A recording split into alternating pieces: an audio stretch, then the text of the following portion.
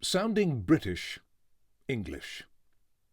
One of the main reasons clients book me for a variety of different reads, from radio and TV commercials to audio-visual narrations, documentaries, corporates, explainers, online VOs and on-hold messages, is because I do good, neutral British English.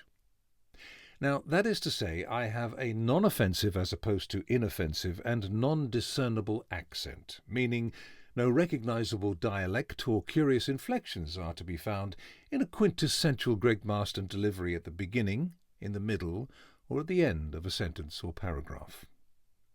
No especially rounded or just plain weird-sounding vowels or consonants, and certainly nothing which would make anyone say, "Arr, this bloke hails from Bristol, the place of my birth on the west coast of the UK," and think the likes of Blackbeard, Long John Silver, Treasure Island, and all things piratical in general. Or, conversely, no one ever says anything along the lines of, "G'day, mate. He spent some time in the land down under," referring to my growing up years throughout my teens and 20s in Australia. But I've never had what you would call a real Aussie accent. I'm often surprised, therefore, when a studio or client or agency books me for a recording having already heard my show reel, demo, audio sample, whatever, and then asks me to dial down the Brit.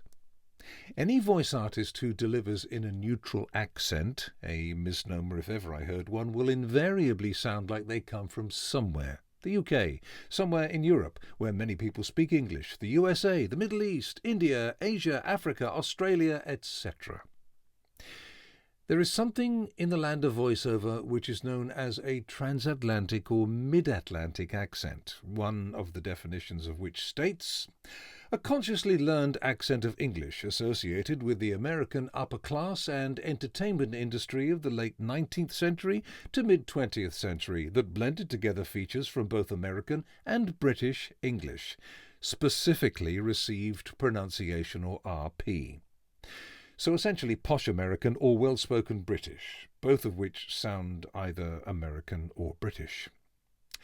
Currently based in the UK, it's especially peculiar when I get asked to voice a script which has presumably been written specifically for someone with a neutral accent, assuming they've chosen me because they like what they've heard on the demo, and then I'm told to make it less Brit.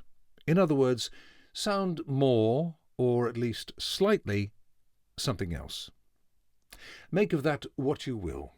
Answers on a postcard.